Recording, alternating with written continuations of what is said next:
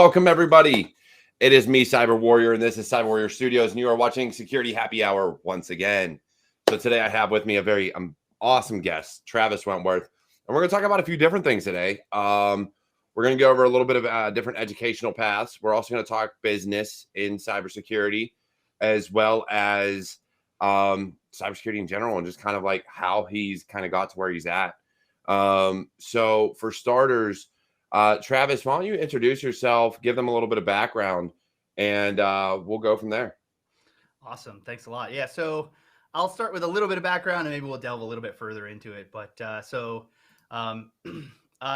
have a PhD from the University of Kansas in chemical engineering, actually. So I always find this an interesting discussion because my path is like super nonlinear. But my PhD at KU, I graduated, I think, in 20. Wow. So I came back in 2017, 2015. I graduated from KU with a PhD in chemistry, and I was doing like research in automotive catalysis and emissions exhaust modeling, looking at degradation of diesel catalytic converters and stuff like this. I went out to Sweden, did a postdoctoral research fellowship there in the same area. And when I was looking to come back to the States, so this is 2017, so this is, the middle of 2021 now, so maybe 4 years ago, I was looking to come back, and I didn't want to be in Detroit or Kentucky or Texas. Texas is okay, but there wasn't a whole lot of opportunities in Texas. It was really more like Detroit and Kentucky and Tennessee and Ohio. And my wife's from Kansas, and I'm from New England originally. I didn't want to be in those places. I had a background in data analytics, computer modeling, and I had gotten my CCNA actually back in 2008. So I had a CCNA for a while and done some networking stuff and some consulting gigs on the side, and decided to come back and go and kind of pop right into cybersecurity. Had the opportunity to do some contract work when I came back to get back stateside, and then just kind of ran with the ball from there. And so that's kind of where this like contracting discussion and like business side of things goes, because I do independent contracting now like full time. So I'm always kind of doing contracts and working with vendors and working with military contractors and things like this. I do like my job right now is cybersecurity instructing. So I'm a full-time cybersecurity instructor. I do usually 1 week short courses and sometimes 2 day short courses and 3 independent upon the variant and what they want developed and this and that. I do some courseware development, do a little bit of consulting. And that's my day-to-day life and kind of a quick story, but we can go into some other stuff. Oh yeah. So before I go any further, look, everybody knows I'm normally a Yingling drinker. I am trying out Stone Cold's beer for the first time ever, and I gotta say, it's quite fucking delicious. So if you're a beer drinker and you can find it, especially if you're into IPAs and a higher alcohol content. Now, saying that, so if you're an instructor, do you own your own company? Is that what you do? Do you own your own contracting company to do all this stuff? Yeah, so I do. So I own my own company. And negotiate all those contracts through a company called Intelligence Quest. Yep. Okay, that's awesome. So that's something I wanted to do that when I first retired out of the Army. I actually thought about doing that. Difference was I was going to do more cyber awareness because I feel like that's something that's seriously lacking, not only in DoD and in government as a whole, but in the civilian sector as a whole, is in-person cyber awareness training. But getting off the ground and really figuring out how I could not only just fund it, market it, and do everything was just, it was over my head. It was more than I could handle, and it kind of fell by the wayside. So I do still think that that's something that's very much needed, just because I think the interaction between employees, whether they be military or civilian, and like your help desk type personnel and people that actually work for you or with you is different. So they're more likely, I think, to open up and say, hey, what about this? Or I click this link, is this an issue? Or this, that, and a third.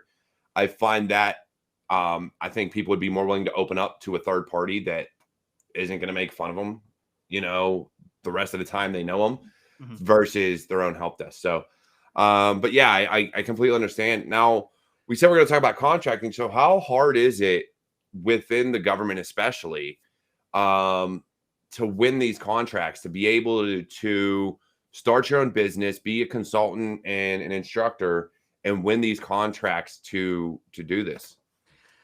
Yeah, so I would say I've had mixed reviews because I deal with a bunch of other like small companies that do this type of stuff too, and so like in terms of like actually winning bids for like I would say small medium contracts for instructing specifically, it's actually pretty tough. I think that it's tough to get like the required paperwork and ducks in a row and the certifications and stuff like that. And to that end, I actually don't bid a lot of contracts myself. So I usually subcontract as the instructor, and people bring me in, right? And that's one of the things to know, right? Is that like that it's really difficult as like let's say a couple person op like Intelligence Quest is with a couple instructors and an admin and a test admin and a couple of things to compete with. And you find this a lot, and I'm sure you're probably aware of this, but you find this a lot with like military contracts where people will take losses on smaller jobs like that to get your foot in the door and win bigger contracts and things like this. So you kind of you get constantly underbid, and I've heard that from a number of like inside baseball sources of smaller groups that they've had a really hard time winning, especially smaller contracts at a profit. So for me, it's a lot of subcontracting, and so people bring me in, right? They have requirements on their contracts to for certifications, for education level, for experience, right? And I check all of those boxes with the education, with all the certs that I hold, and with the years of experience and things like this. And so most of the time, people bring me in, which actually puts me in a better position. So these are the things to think about from like a business standpoint, from like a negotiating position, right?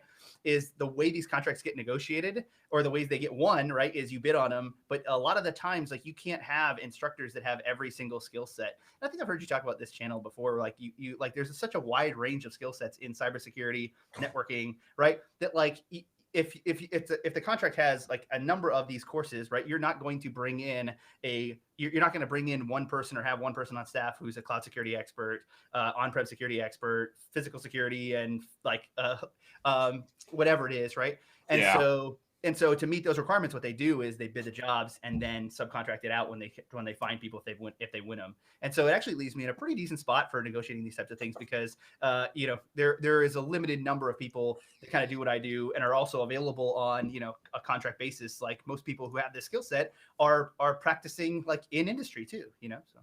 Yeah, definitely. And it's funny you say that because I actually did a interview prior to retiring to be an instructor at Fort Gordon for one of their courses. And it was one of their offensive security courses. So it was the 17 Charlie MOS, I believe. And they were like, yeah. So I told them, I said, look, here's my problem. I said, I've seen how you teach. I said, I've seen how a lot of people teach. And you teach the most basic ways to do shit. You teach the noisiest and loudest ways to be a fucking pen tester. And you are telling me you are teaching people to be a red teamer, to be an actual malicious attacker in defense of our country. And are you actually teaching the right way to use things like Nmap and timing and only one or two ports, like, so you're not blowing up an IDS? Are you teaching those things, or is and so I didn't get hired, needless to say, because they did not agree with the fact that I said they're batshit crazy. So yeah, I completely agree, because like you have people, and they do have specializations there now, like people that are really good at Python, or people that are really good at malware or reverse engineering or whatever the case may be. But it's very hard to come by, because even myself, like, I'm more of a generalist. I study everything. I don't claim to be then again, I don't think you can ever claim to be an expert in anything in cybersecurity, though people tend to do that. I will never claim to be an expert in even a single topic, just because I will never know enough to claim it. I am a professional in the field and I have the ability to learn just about anything, but I will never claim to be an expert. So I'll say I'll claim to be an expert in one area, right? And it's Learning shit. It's a specific area of heterogeneous catalysis that I spent 6 years researching and publishing papers in, and then a 2-year postdoc, right? The other stuff, the cybersecurity world, data analytics, network security, right? That stuff I'm completely with you on. It's funny that every once in a while I'll pull that out. I'm like, I actually am an expert in this one area, and not anymore probably, since I spent 4 years outside the field and things changed so much. But right, and if you really wanted to do that, then that's what you have to do, and that's not particularly practical. Right, you don't want guys like me who are drilling down into the nitty gritty of, like molecular interactions on a surface, doing your like designing your catalytic converters for your cars. That's actually not the case, right? You see Yeah. guys like me who have this background. If I were to go into research, I'd be at like a national lab, or a postdoctoral fellow somewhere else, or like a fellowship researcher, or a university professor, which I never wanted to do, by the way. Ugh. Yeah, I really like, and I think the best job for anybody that wants to get into, what do you call it? Research is really a consultant, and finding the right company to be a consultant with, because you're more blue team, red team, purple team, but a lot of your, especially your smaller consulting companies, don't expect you to know everything. So you can't go into an environment and they are running Q radar and you've never fucking seen it before. But they don't expect you to have seen it before. They expect you to have the ability to research it and know how to operate it, install it, and engineer it. But that's it. It's not, you're not going in there like, hey, I know all of this. You're going in there like, all right, cool, we'll get this done, because you're going to figure it out and you have that ability. But some of these larger consulting companies expect you to already have like, oh, you're a pen tester, you're a network. All right, so you better know every fucking tool under the sun. And I hope you know Metasploit and Nmap. And you know what? We're going to throw like 10 other tools at you at the same time. And I hope you can do this solo. And every tool in Metasploit, the Yeah. SMP client emulators, whatever it is, right? You should know all of the like what. But even to this day, I tell people, like, even going through my OSCP, I was learning shit. Like, I didn't realize Evil WinRM and SQL Map had the ability to do like drop Metasploit payloads and do all this other shit. And I was like, hold up, wait a second. I only ever use this as like, oh, I know I can get in this way and do certain things. So I'm a get a shell and do this, that, and the third. No. There's so much more shit built into those tools that I had to learn. I was like, holy fuck. Like, this is amazing. I'll give you an example of like you needing to learn on the fly and how we understand things, right? This is a true story. I built and delivered a course in network management, specifically SNMP for the NSA, right? Yeah. And on day one, I had 25 people from all over the NSA, like directors and like brand new guys that were literally like still in training taking this course to understand SNMP. And the first lab, I built the lab. Meanwhile, right? So people, most of the time when you do like course delivery, right, you're not always a person who built the whole course, right? People contributed or whatever. I built the whole thing.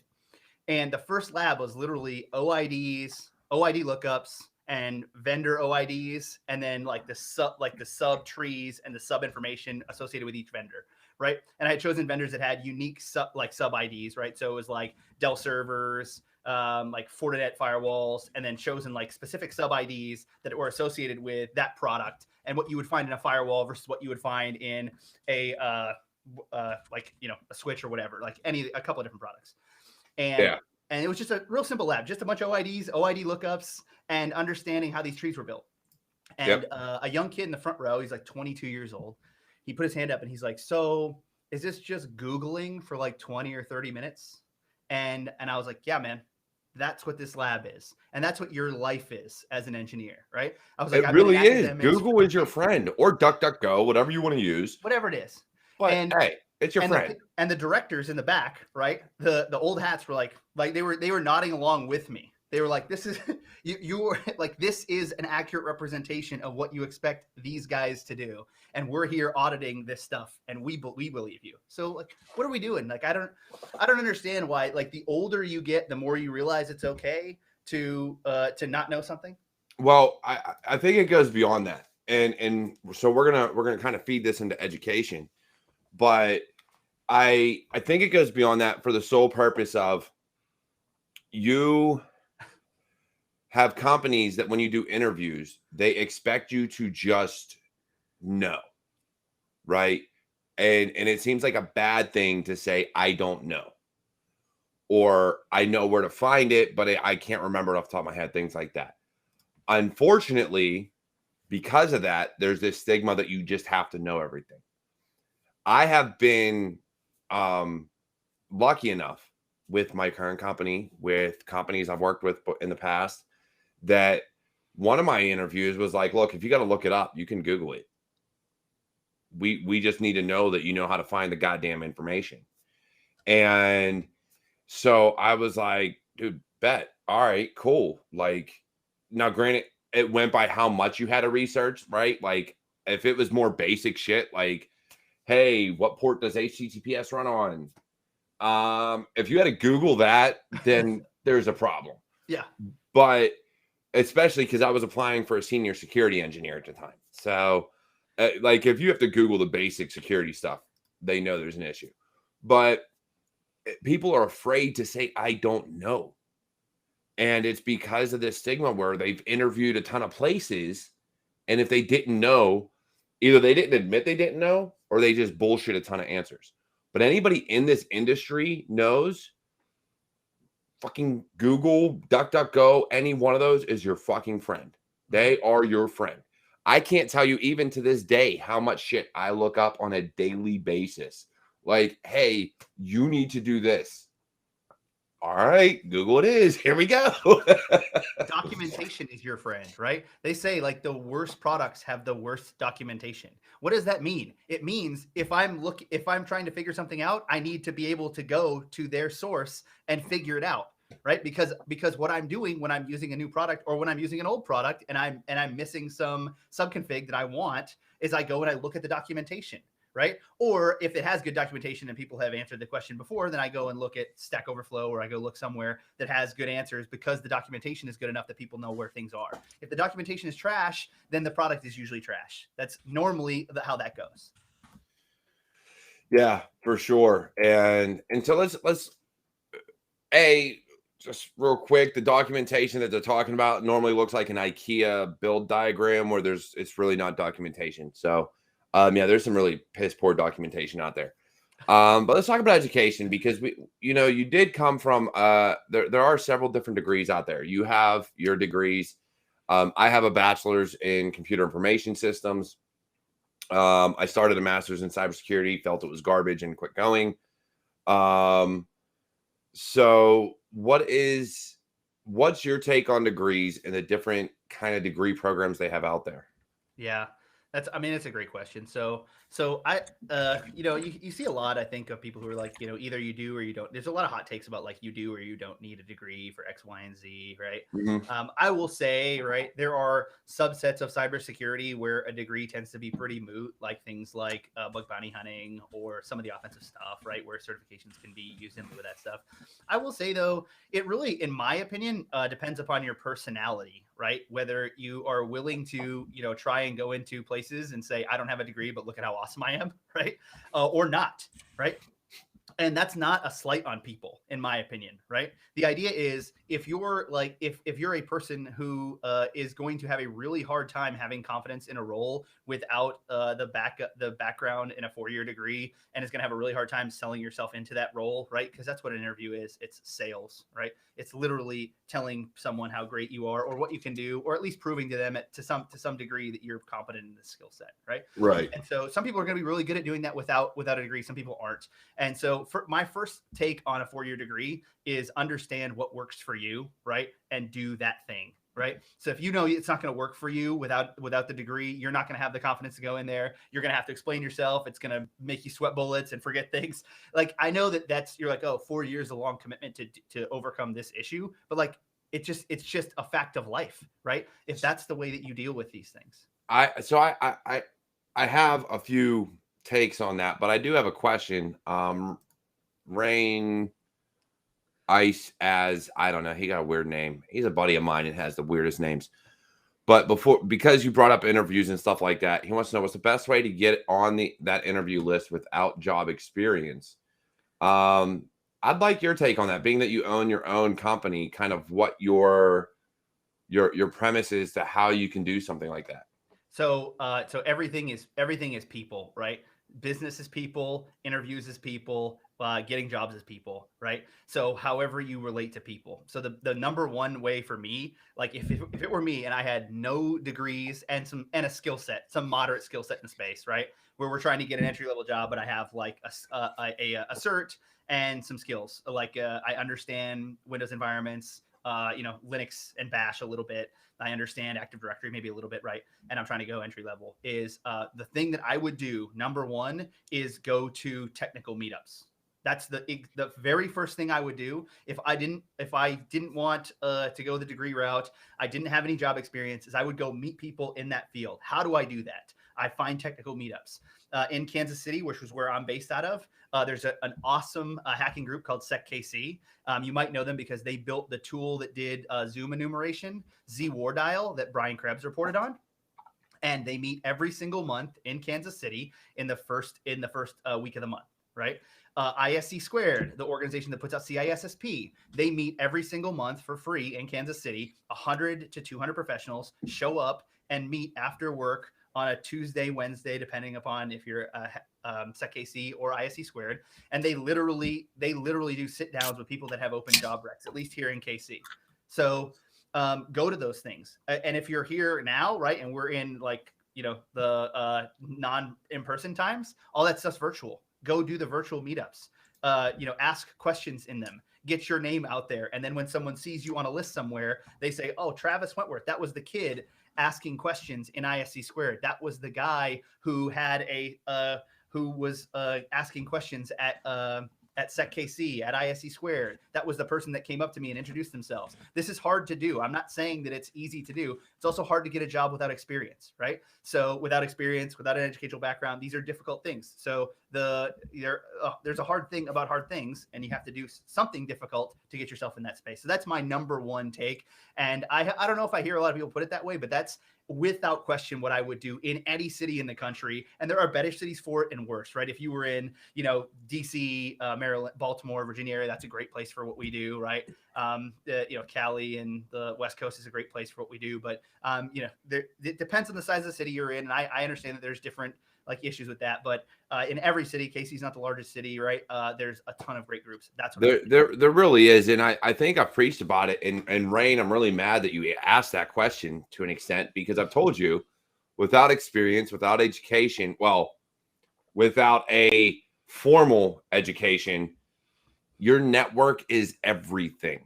So the ability to write blog posts, the ability to build a YouTube channel or some type of following or anything to really prove you know what you know is the best way to get a job without experience, because that network that you build will put you in front of somebody, whether whether the hiring manager found you because of somebody else, or you happen to connect with a hiring manager. They know what you know, and it sounds odd, but it's true.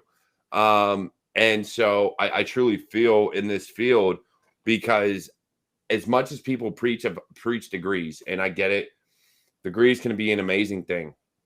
They really, truly can. But there are so many other ways to gather knowledge, to acquire knowledge, to learn, to grow, to develop skill sets within this industry, that I think degrees are pointless. I hate seeing them as required on job descriptions, because a degree should not be required ever on a job description for cybersecurity.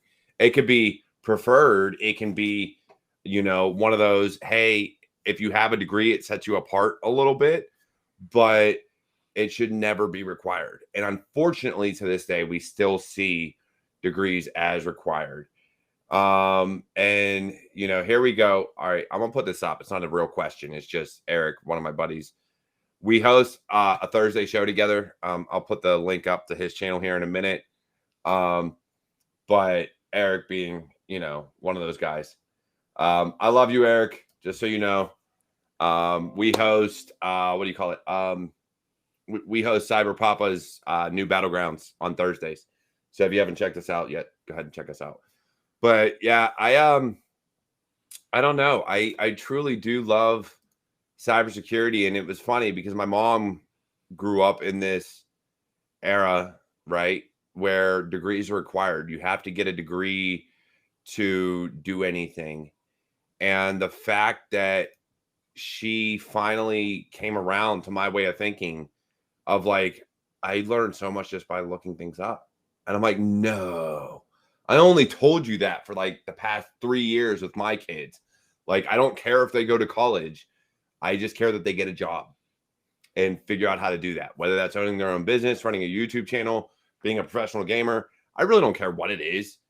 Just make something of yourself. And so that's how I help my kids out. But I don't think I truly, truly don't think a degree should ever be required for anything anymore within our industry.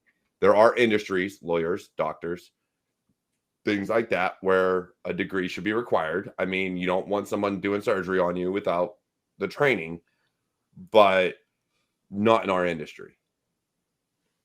Yeah, I completely agree, man.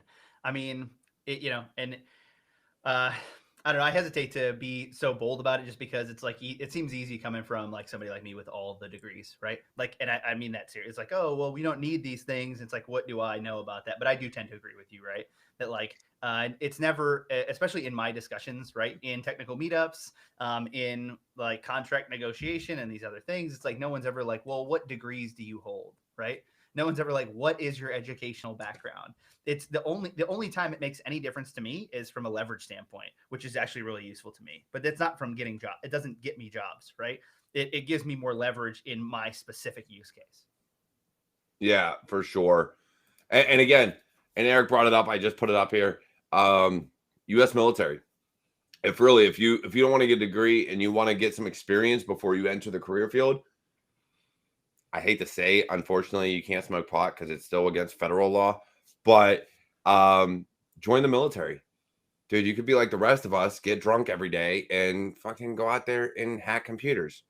I will full-heartedly admit I earned a Sands coin while hung over. I've done it. You can do these things too.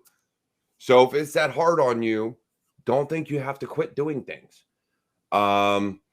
But yeah, the military is another route. If you're itching for experience, and then you just have to work with a veteran recruiter that knows how to word your resume correctly, that hey, this is leadership. This is, being responsible for money. This is this, that, and the third, whatever the case may be. So it's crazy. Like I think degrees are important in certain fields. In this one, it's all just do you want to fight to get the experience, or you just want to get the degree first and hope you can get something afterwards? But understand, a degree is not going to make you $90,000 a year coming out of college. It's just not going to. Quit coming out of college and thinking, hey, I'm going to make 6 figures because I got a bachelor's. What? Have you looked at a sim at all? What's a sim? Then no. Okay, we're going to give you $70K a year. How's that sound? But yeah, it is. And Shayna says it here, she's getting her degree, but it's really the stuff outside of class that you're building your skills. And that's really truly what it comes down to, and what I've told a lot of people, whether in the military or outside of the military, people that are in college, it's what you do outside of it's what you do outside of school. And you can't go to college, get a degree, and expect someone to hire you right away. If you have not been working outside to develop you, to build that network. Again, I will say it fucking again. Build your network. Build the people that you know and the people that know you. Develop a blog. Do a YouTube channel. Do something.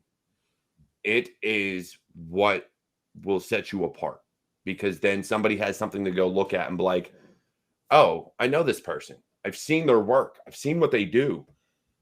And if you're in college and you're like, oh, but I got to get through this, I got to study for this final. Look, these get degrees. I'm one of those people that'll tell you right now, hey, C's get degrees, man. Get your degree. That your GPA isn't important unless you go work for the government.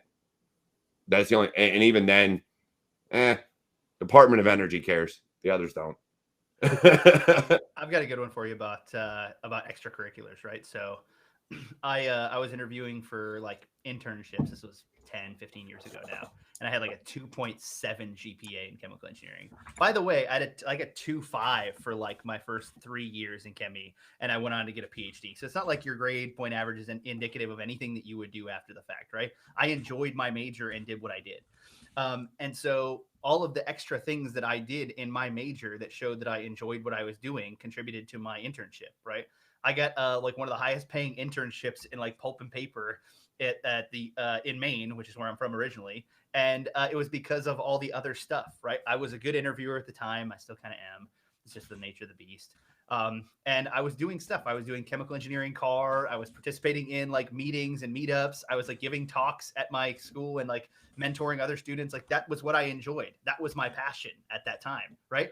And those things showed way more than my GPA. And literally, it was such a bad GPA. The first thing that they asked me in the interview was like, "Tell us about this GPA." And I'm like, "Dude, I don't care about that. I care about this. I care about like engineering and Dude, making things like, better and solving problems." And they were like, "Yeah, that makes sense to me, man." Like, I honestly don't even remember what my GPA was when I graduated college. I can tell you it was not very high. But I do have another question here from Twitch. Dark Elder, do you really think a blog will really set you apart if everyone else is doing the something? How can you make yourself different from anyone else doing a blog? A lot of that, in my opinion, comes down to marketing yourself and how you articulate what you're doing and how you structure your blog. But what about you, Travis? What do you think? yeah, that's a really good take. So I'm gonna keep banging this point home too. I know that you're kind of on this train of like keeping the same point, but it's a people thing, right? It's all people. So it's your individual take, right? And your individual take can be here's my blog of me learning in public, right? I've been a big follower of so I own my own business, right? I'm a big follower of like small business Twitter. And there's a bunch of like people building in public, right? Failing, succeeding, talking about what they're doing in public, right? That's your blog. If you're a student and you're learning utilities and tools, talk about that. That's what you are, right? And give us your take. That's unique. That's interesting. Doesn't bother me. I find myself on new people's blogs learning tools because guess what? They find the most interesting stuff because they're not looking for anything. They're just showing the utilities and trying to absorb as much information as possible. And most of the time, they point out some interesting things that someone who uses the tool every single day, like you do with the two tools you pointed out, right? You didn't even know what they could do until years later, and I've run into that myself. The second point is uniqueness in your take, and I'll give you another example from like me instead of saying like you should do this. So yeah, I have like an educational background, but I have never personally worked in a SOC. I actually put that in one of my fun facts. I saw that. I ain't gonna lie. I was a senior security engineer. I did engineering of Sims, and I was a senior technically because they escalated any issues they couldn't find in me. So I was technically also an analyst, but no, I was not a primary analyst. I didn't work in a SOC. I literally walked into engineering sim architecture. Right. And it's the same thing for me in cybersecurity education, right? So I teach students at the U.S. Special Operations Command. I've taught like Green Berets and these dudes who are just like super cool and chill and like very serious, right? But would you rather have me teaching you who's a professional at instructing, right? This is what I do. I am well-spoken, articulate, and I've been in education for a long time. Although I really don't like that moniker because I would actually really like to be practical. It bothers me that I don't get to do more hands-on stuff, like do like practical troubleshooting. It really bothers me, but that's besides the point, right? This is what my profession is. Would you rather be taught by me and hear my take on this stuff that I've combed through and curated a great list of topics about, let's say, a Security Plus exam, right? And I've been delivering this for 3 years, and I know what the important material is, where people get stuck on, where you don't need to focus on, and what I think is relevant in the space right now? Or would you rather hear it from a guy who's working in a SOC right now who doesn't do what I do? You'd rather hear it from me. It's point blank. You'd rather hear it from me. It'd be more interesting to you. It'd be more relevant, and it'd actually be better content. Yeah, I think in your perspective that for you to kind of get your point across, and I get that you're not working in the field, which is where I'm not gonna lie, which is where SANS instructors really make their money, is the fact that you cannot cannot be a SANS instructor unless you have a full-time job doing that. That is why it's worth those courses. But saying that, I'd like to see more like from the military instructors, from our government contractors. I'd like to see more of, hey, I have this YouTube event or YouTube channel. Hey, I have this blog. Something so that those that are in the course know they're not just researching or like building the course material. They're actually doing something on the side to keep up that knowledge. And again, it's nothing against the instructors as a whole. For me, it's more you can build a course, but then you know as well as I, those courses become outdated very quickly, and the bureaucracy and red tape to get them changed within the government sector is ridiculous. So I'd like to see, hey, from my experience doing X, Y, and Z, this is what would happen. You know what I mean? Yeah, your examples are really one of the reasons you get a lot of whiffs with military instructors. And I mean, like I can hear it in your voice, right? That like you've experienced some of the things that I've like gone into and had to fix, to be honest, right? Where I show up and people were like, "Wow, like this is the way it should have been the first time," and everyone sat the course, took the exam, and failed and had no idea what was going on, And I think that reasoning is what is really predominantly why you get a lot of whiffs. I will say the other problem with courseware is like it's just like it's so time intensive to develop. Like that's why you don't see a lot of people doing courseware development. It just takes a long time to put a good course together. And the industry evolves so quickly that you get outdated courses, especially when people aren't willing to pony up the dollars for someone technical to rewrite a course. And that happens in military environments a lot too. So yeah, very much so. Like I said, I lucked out. As a 25 Delta when I retired, my courses were all SANS instructors. So it was the SANS courses, which get revamped almost yearly. I mean, they're always adding new content, adding new instructors, doing different things. And even if it's not in the test, the instructors take you through, hey, look, this is how we do things. And another one that I will say is amazing is InfoSec Institute. I went through their boot camp, and literally it was a boot camp of, hey, yeah, I'm going to teach you how to pass the test, but at the same time, I'm going to teach you how to do the damn job. Like I went for my CEH, and Keytron Evans, who was amazing, by the way, was like, so here's the basic concepts for the test. Now let's teach you how to really be an ethical hacker. And some of the shit he showed me, I was like, you can do that? Like, holy shit. Like, it's amazing. So it really comes down to who your instructor is. Course content aside, you have to be able to go above and beyond and show that you know these things beyond the level that you're teaching. If you're teaching a basic level, you should be able to explain the why, the how, the where, things like that. And if you can't do that, there are some students that only ever learn by knowing, well, why?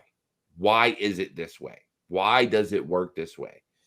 And that's where I struggled in electrical engineering when I went through the Army. My first time I was in the Army was a 25 Romeo, and I took electrical engineering as the first course. And I really struggled because the instructor, though good, when it came to certain topics, I was like, well, why is it this way? He's like, FM, fucking magic. Like, that's the best answer I got for you. And that doesn't work for me. I have to know why. I guest taught a course for my advisor at KU in chemical engineering, and we were doing computer modeling studies and things like this. And I put them up on the board, and I used a term. We use this in industry sometimes too. It's called a parametric study, where you vary parameters, right? Parametric, and you do a study on how these things change, right? When you vary a parameter, you can do it in networking, in engineering, you can do it in chemical engineering or electrical, right? And I pointed to the board and I was like, this is a parametric study. Here are the varied variables and the parameters, and this is what it looks like, right? And 100 people in the class went, that's what that term means? And I was like, yeah, man. How are you a junior in chemical engineering and you don't know? How are you a junior in engineering? How have you been in this space and don't understand what a parametric study is? We do these things all the time in all of engineering. Yeah, for sure. And it's been used and no one had taken the time why we do this, what it actually means. They would just show parametric studies and they're like, this is the result. This is the maximum of that parameter. And this is how we optimize. And you can apply it to networking. You can apply it to data. You can apply it to data on the wire. You can apply it to a bunch of things. But this is the best parameter. It's like, okay, so you found the result, but why did you do it? What does that term mean, right? Anyways, Yeah, it's really rough, man. And you look at it, and again, so we've got here two really interesting things that can coincide, because you have your education that no matter who your instructor is, the instructor makes or breaks the course, right? Yeah. They truly do.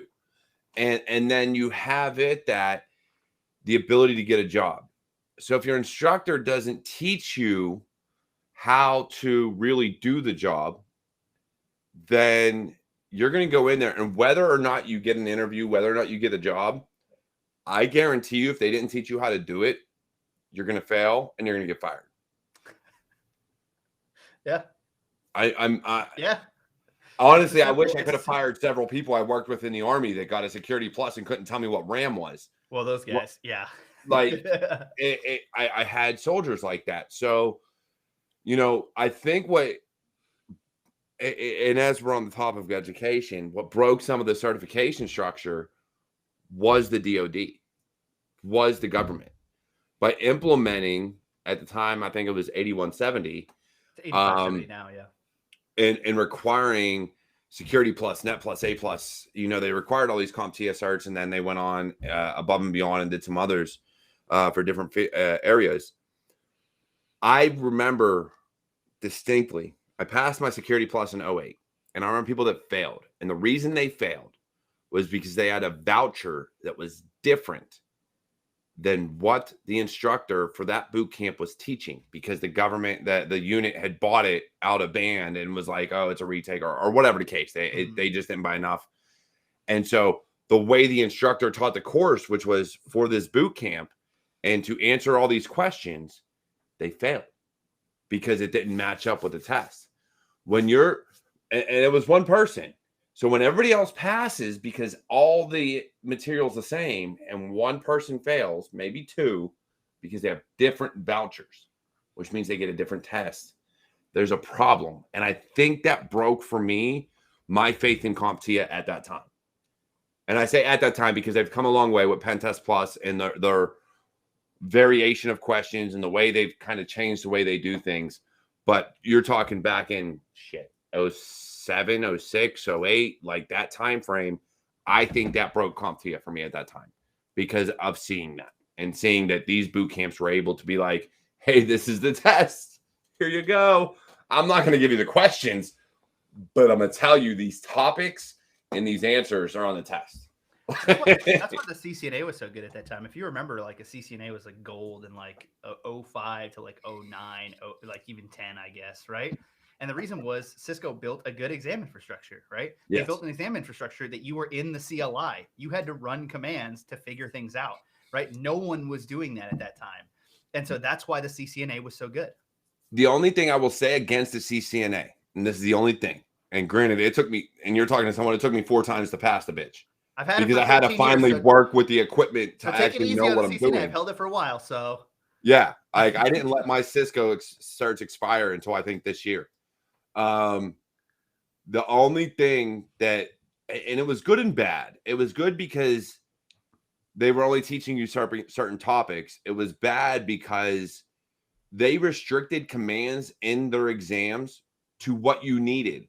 So if you put like half a command in and hit tab and it didn't complete, that means that command wasn't right.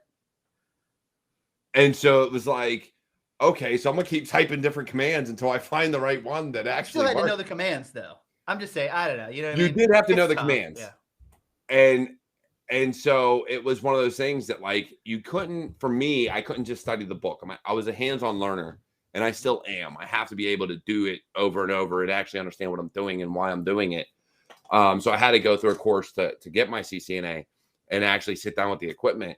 But it was one of those things where I thought the exam was phenomenal. And for as much as it's very Cisco proprietary, at the same time, it's not, because it taught you subnetting in a way that, I'm sorry, Cisco's way at that time of teaching me subnetting was the best way I ever learned.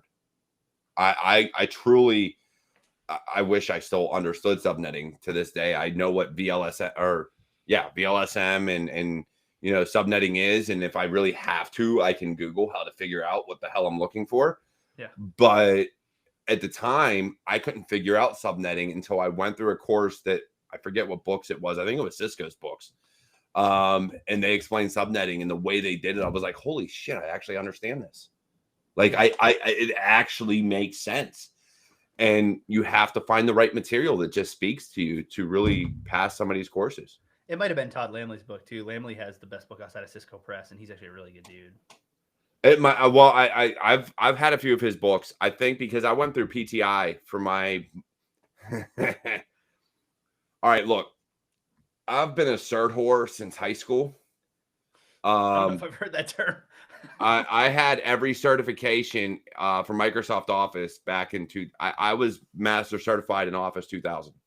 I was the only one in my school district that actually had it, including the teachers that taught the courses. I was the only one master certified in my school district. And then I went through PTI and got a bunch of Microsoft certs for Windows because it was their Microsoft Network Professional course. So this was, I'm not going to get into the story about me having a degree for a year and not knowing about it, but for that year I didn't know about it. I went through PTI and got my Vista cert, got my Server 08 certs and things like that, and then took Cisco. And we used the Cisco books for PTI. And between those books and the way the instructor was, it really gave me an understanding of networking. It truly gave me an understanding of how things communicate, of how networks work, of how subnets are, everything like that. Like it was, I got to say, some of these courses, some of these instructors are the best I've ever had in my, I've lucked out. I truly have. Have you taken anything with Todd Lamley? Have you met Lamley at all? Unfortunately, no. I've read some of his books. I have a few. I have not met him. I have not done anything, any of his courses, but I think the CISP book I got through InfoSec Institute, I think was Todd Lamley, if I'm not mistaken. One, he's doing a lot of firepower threat defense stuff. So if for anybody who's blue team side, the FTD stuff that he does is really good. Two, he's like a friend of the company and stuff, and he's really good friends with another instructor in Intelligence West, and a really interesting guy. If you ever get a chance, if you see him or like you hear he's around, hit him up. I've got some phenomenal Todd Lamley stories. This guy is like just the Energizer bunny of instructors. He's wild, and nice. I've known instructors who've known him for years and years and years, and I guess he's been the exact same way. When I went down, I took a CEH at his facility in Dallas. He doesn't have it anymore, but I went with another instructor, and the instructor was like, "You'll know Todd when you see him," and he just walked in with like a Hawaiian T-shirt, like a $20,000 watch with like skull and crossbones, and the eyes were diamonds, and his hair was just like everywhere. And I looked, and I turned the other instructor I was with. I was like, "Is that Todd?" And he was like, "Yeah, that's Todd." Yeah. Anyway, I've got a couple of Lamley stories. Yeah, for sure. Dude, I think there's a lot of good aspects out there. And I think for the purposes of education, there's so many different ways you can go about it these days, whether it's YouTube, whether it's a degree, whether it's boot camps. It's pick your flavor of how you learn. Truly, like it's about finding what is going to be best for you. Now, I will say that if you're an introvert, so if you don't like people, avoid boot camps because they're very close quartered usually, unless you're doing it online. But college is also great for just meeting people and building your network initially. So I don't know. Look, I'm gonna hand it over to you for a minute and really just give your spiel on what you think is best for people here going forward with education. Yeah, so I saw somebody talking about in the chat too about being introverted and having a difficult time networking and these types of things too. And it's like, look, dude, there's a hard thing. There's a book out there. It's called The Hard Thing About Hard Things. Read it. It's things are difficult in life, right? By the way, there are things that you can do as an introvert to get your name out there and to interact with people, right? YouTube, by the way, is a very introverted activity for the most part, right? You put yourself out there and that's it. You don't have to interact with anybody. You can make content, you can blog, you can do a lot of introverted activities and put it out there. Putting it out there, not so much fun, but that doesn't mean that that's anti-introvert, right? Nobody likes putting themselves out there and seeing things not get traction, or not many people maybe looking at it or whatever, right? Or feeling like you're putting out less quality content, right? That's not a feeling that's unique to introverted people either, right? Extroverts like myself feel the exact same social pressures. So there's a lot of things that you can do to get your name out there, to have like a public presence, or like a presence on the internet or wherever it is in your community, right? Outside of like actually showing up and talking to people. If that's impossible for you, although it's a really great way to do things, and people to people interaction is like super important from a job perspective and from a business perspective, like, I'm not saying it's for everybody. That being said, right, for me, I would say know yourself, know thyself, right? So if you feel like going the degree route, and that's the route that you think is best for you, then that's the thing you're going to be the most successful in, right? If you feel the the way Derek does, and degrees are BS, and you don't want to go that route, and you want to prove to yourself, or you want to be in the industry without that stuff, and you think it'll be a quicker route to go that route, right? In my opinion, the most successful ventures are the ones that you believe in and are passionate about. The things that I have been the most successful in are the things that I said I wanted to do on a daily basis. And to be frank, actually, like, as we're talking about this stuff, it's been my goal over the last couple of years, to be really honest, to do more things that I want to do on a daily basis, right? If I like, I teach boot camps and things like this. I usually teach 2 weeks out of the month, right? So the other 2 weeks I have time. I have some office stuff I need to do, invoicing, whatever, business stuff, right? But other than that, I have a lot of free time to do content development or whatever it is I choose to fill my time with from a like professional development standpoint, right?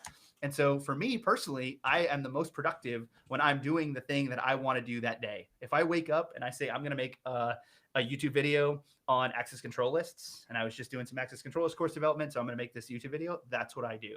If I want to, obviously these are different days, but if I wake up and I want to make a TikTok video about Active Directory and like put some music over it, which I did today, by the way, it was actually pretty dope. But anyway, then that's what I do.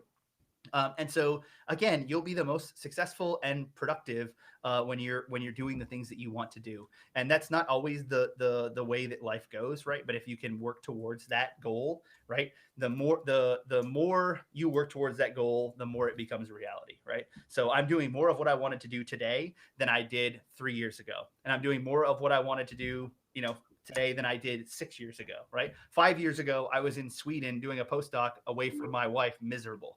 Right? I wanted to get back to the States. So that was my goal at that time. These things change.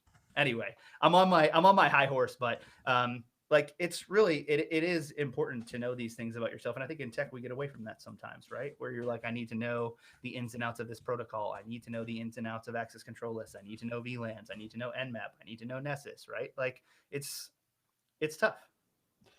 Yeah, definitely. And it really comes down to, I think it ultimately for me, when it comes to this career field, when it comes to what we do, it's finding what you love, finding something that you're passionate about. So when people come to you and say, I want to be in cybersecurity, my first question is always, what area? What field? What do you want to do? And so if they don't know, I give them resources to study and to kind of look at an overview of every aspect, so they can find what they want to specialize in, while at the same time they start learning the general education of the entire field. Because no matter what you want to do, you need to really have an understanding of all of it. And if you don't look at those resources, right, and if you're not willing to put the time in to do the basics to understand what you're passionate about, right, then it's not the area for you either, right? That's a great litmus test for is this a space you want to be in? And by the way, it's not a judgment on your part if you don't want to do the baseline work that's going to get you, an idea of where you want to be in the space. That's fine, right? It just means to me that this isn't the space that you're passionate about. Yeah, for sure. And look, everybody, hey, I got Travis's Twitter right now down below. Hold on, over here, right there, at Travis IQ. He's on LinkedIn and everything. All his contact information is in the description. So if you're looking, it is in the description of the YouTube channel and Facebook post that I have up. Twitch, I'm sorry, they don't let me put descriptions in those videos, but there it is for you right now, right there. Hit me up on Twitter. DM me about questions, yeah, advice, academics and certs. Right, this is what I do on a daily basis, literally week in and week out. That's what I do. If you please want, hit him up, and please do it. Definitely. And right here is my bio.link. I have every way you can support the channel. Look, understand, to keep us on air, to keep me able to keep doing these things, to pay for Restream and Adobe and all this stuff that I pay for, your support is greatly appreciated. So not only will you find my Twitter, YouTube, Instagram, TikTok, all that stuff in bio.link, you'll also find Patreon, Buy Me a Coffee, CashApp, and Lord knows what else. I put a ton of stuff in there, including my website, CyberWarriorStudios.com. But saying that, I'm going to bring on my co-host and the owner of one of my shows, or his show, actually, from Thursday. He was gracious enough to ask me to be his co-host, the great Cyber Papa of the Latinx community. I'm going to mention them because he gets on me all the time about not mentioning it. That's right. Cyber community. That's right. Look, I'm gonna bring him on. I'm gonna let him kind of give it. I'm already on. What are you talking bringing me on? Dude, look, all right, we're not gonna get into it. All right, let's not get into it. I've got quite a few. So so my PA there, Travis. I gotta hold up. I had to open a third one. Let's cheers real quick. Cheers. Okay, there's the cheers. Clink clink. Okay, clink clink. But no, here's Cyber Papa, and look, I love you, man. And honestly, yesterday's show was amazing. If you didn't tune in, please hold on. Let me throw it up there for you guys so you can go to his channel. Head over to Eric Bellardo Cyber on YouTube. Check out New Battlefield. We did a great episode yesterday. But seriously, Eric, what do we got going on for next week? All right. Well, thank you for bringing me on. So next week, we got a great show lined up right now. We're going to have Dr. Nicole Flores coming in, and we're going to be discussing all these new things about the geopolitical cyber arena, what's going on with NATO and all the things with the countries that are doing all this hacking with the Russia and China and North Korea, and all this new emphasis on our defense of critical infrastructure and different things. So it's going to be a great show. I'm hoping that you guys go there and again, go to my YouTube, which is right here, right here. Subscribe to that, and so you guys can get notifications of when we go, as well as the Twitters for Cyber Warrior and mine at eBellardo73 at Twitter there. So please, I hope to see you guys. Go ahead and subscribe to the channel so you can see more of these shows. We've got shows lined up right now for minority and women in cyber, online harassment. Today, we've got a great lineup of small business practices, education, all through the season. So season 1 is going to be wonderful and great for all this. And Travis, it was great seeing you, man. And it was a great show tonight. Loved what you have to say, and keep on bugging this guy over here because, you know, he needs it. I do. All right. I do. Look, hey, I want to give a shout out. 4 times? It took you 4 times to get the freaking CCNA? Come on. It did 4 times. Hurts my soul. I can't look. I book studied. I had no equipment. I didn't use Cisco Packet Tracer.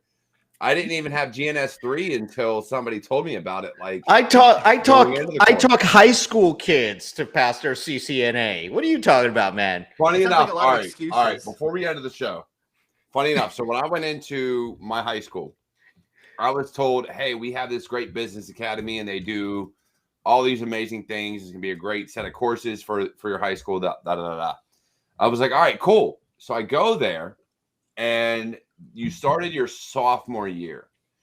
So I got into it. I got accepted into the business academy because I was getting A's at the time. Not saying I graduated with A's, but I was getting A's at the time. Mm-hmm. And I was like, all right. And I loved it because it did. It taught me business. It taught me, I honestly owned my own website design company at like 15 years old. And I was charging $100 a page. Front page. No. I refused to use Dreamweaver or front page because of the garbage code it added in. I actually hand coded everything in Notepad. Notepad of all things. I hand coded everything. And I went to a business, I went to a competition, and what really frustrated me was I actually had a website stood up that I designed. I had a sole proprietorship, and I went to this business competition for business plans, and they were like, hey, you didn't win because you can't start it tomorrow. Dude, I already started it. What the fuck you mean I can't start it tomorrow? I can't start it tomorrow. I started it like 6 months ago. Like, I was that frustrated. And so it really turned me off, and I lost a lot of the content from my business plan because that broke me. Like, when you're running a business and you get told your business plan competition, and I really think it was because of my age, and you get told, hey, this isn't going to work because you can't start it tomorrow. Like, I was devastated. So, but I did learn through high school that, hey, we have this other course that's networking and CCNA, and you get your CCNA before you graduate. And I was like, fuck, I should have took that course. Like, well, one thing is there's a program run by the U.S. Air Force called the Cyber Patriot program. It is a great program for kids in middle school and high school. I coached 3 years on that. And 2 of them, it's a defensive CTF. It's a defensive CTF, and you have to protect and defend, find the vulnerabilities on different OSs. But the other part of it, once you get past the first level, is they give you a full CCNA course for all the kids in middle school and high school. So I was teaching people how to do the bits, That's awesome. And I looked into the Cyber Patriot. I was going to be a mentor, but I never moved to Texas, and they don't have an MPA, so it never happened. But I do have a question here. And while I got you both on, Shayna from YouTube, she thought about getting the CCNA, but feel like I'm just starting to stack cert, Sec Plus, Net Plus, A Plus, Server Plus. Holy shit, Shayna. God damn, now you're a cert whore just like me. I ain't even mad at it. Any thoughts? I'm looking for work on the blue team side. I'm all for getting the CCNA. I really am. I truly think it gives you more of a networking background than the Net Plus does. And nothing against the Net Plus. I never had it, but I did study it. I just never felt the need to go get it. But I think the CCNA, especially in industry, will set you apart from a lot of other people. Travis, you first as the guest, what do you think about getting the CCNA in terms of what she has?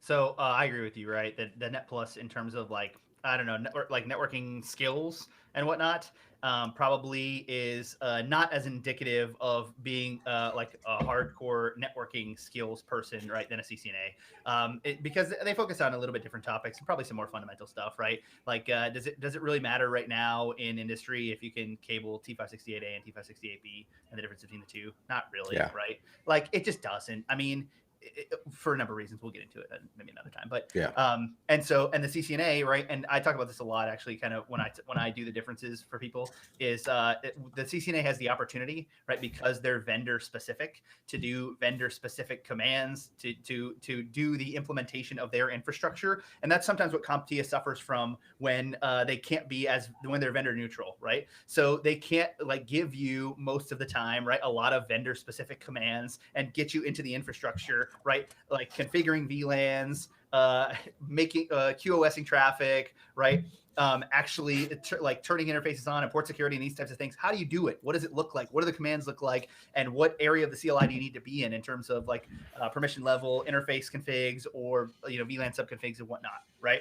And so the CCNA is great for that. And I think that it does show a little bit more information about networking and network fundamentals and network security with port security and access control lists. The last piece for me is I would say at this level of certs, and that level of certs is an indicator of a good, solid fundamental skill set. I would just be focusing personally on finding a job, right? And so it depends on what the city you are in and where you're at. But I would be doing the second half, like what we talked about in the first half, which is finding contacts, like reaching out to people in your area, DM people directly on Twitter. Yeah, it's not great to fail when people don't get back to you and when you go to a place and you don't make the contacts you want to, but that's just the way life is, right? Yeah, and I will say this. I will say this. Don't be afraid to reach out to hiring managers on LinkedIn or on Twitter. Don't be afraid to reach out to myself, Travis, Eric, or anybody else and just say, hey, I'm looking for a job. Do you know anybody looking? Do you have any help? Yeah. At the same time, look, I'm going to throw them out. And August 20th, I'm doing 2 episodes. I think it's the 20th. It's a Friday, so I think it's the 20th. I'm doing a UK episode with Paul Charles and Knox Cyber, as well as a 7 p.m. episode. So there will be 2 episodes that day. And Paul Charles actually works globally as a recruiter for cybersecurity. Yep. So if you're looking to make your kind of network grow, that is one of the contacts you want to have, because your recruiters, if you meet the right ones, truly, if you get to know the right ones, will help you get employed. And I think, like Travis said, the CCNA, I'll admit it, it gave me knowledge that I don't think any cert ever would have gave me. That's true. And I followed the entire associate path. I had the CCNA, I had the CCNA security, and I had the CCNA cyber ops. So I truly think Cisco gives you a lot of knowledge and a lot of background into things that you wouldn't get otherwise through some of your generalized certs. But saying that, Eric, what's your take on it, man? Let me add to that. So, see, Travis, what I'm going to say next knows that I've been watching the stream the whole time. I have worked in a SOC, okay? So yeah. I not only worked in a SOC, but I ran SOCs, I ran government SOCs, I ran commercial SOCs over about 15 years of my career. And what I'm going to say to Shayna is you're looking for work in the blue team side. And one of the challenges that I have is for people, when I'm hiring people, for people that know security, that know all the concepts of security and stuff, but can't understand how these vulnerabilities happened on the wire, can't understand what is going on with the network itself that created these vulnerabilities that you're seeing in your SIM or you're seeing in any of the detection tools. So knowledge of the network and how the network works. Let me give you a perfect example, and this is going to make you guys laugh. Okay, I had an interview today with a person that we were trying to hire for a level 2 security operations cyber fusion. I asked the question, when you click on google.com on your browser, tell me how your computer communicates to google.com. Simple question, right? I've had 5 interviews over the last week. 0 correct answers. 0 correcting. They couldn't even say, I asked them, what is DNS? What does DNS do? Can you give me the port number for DNS? Okay. Nope. No port numbers. Ouch. That hurts. Nope. That hurts my soul. Hey, Nope. Look, all right. I stand by this, Eric.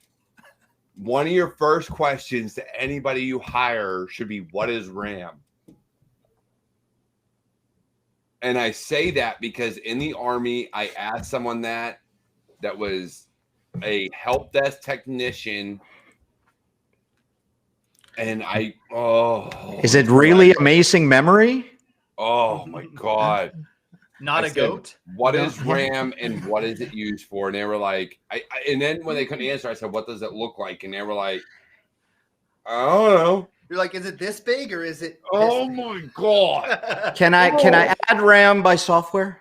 Does it Look, spin? yeah, you go to what is it? UpgradeRAM.com or whatever it is that Google has. DownloadRAM.com. Yeah. You go there. So going back to Shayna's question real quick, the answer that I would give you is yes. Even if you don't take the test, take the course, because it's gonna allow you to know more about the networking, and that's where we catch a lot of the vulnerabilities when they're not web vulnerabilities, but that's a different story and a different show. But yes, it's gonna help you a lot. So and remote work for Blue Team is available all the way. Okay. I like it. I like it.